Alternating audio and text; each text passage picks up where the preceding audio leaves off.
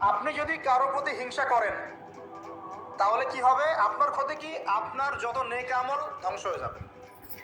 হিংসা সেভাবে নেক আমলকে পুড়িয়ে দেয় যেমন করে আগুন কাঠকে পুড়িয়ে দেয়। হাদিস শুনেছেন হাদিসটা?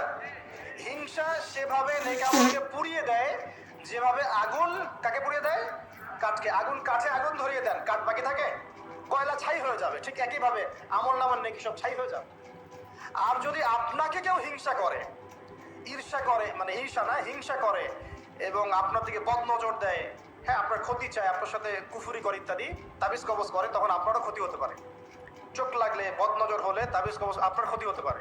আর এই ক্ষতি থেকে আপনি বাঁচবেন কিভাবে? এটা তো আপনার হাতে নাই, তাই না? কেউ যদি আপনাকে ঈর্ষা হিংসা করে, এটা তো আপনার হাতে নাই, আছে? নাই। একটা উপায় হচ্ছে মানুষের থেকে নিজেকে যত পারেন আড়াল করার চেষ্টা করেন। এই যে বারবার বলি না, এত শোডাউনের দরকার নাই, ফেসবুকের দরকার নাই, অনলাইনের এই যে ছবি টবি দরকার নেই, এমনি এমনি বলি না।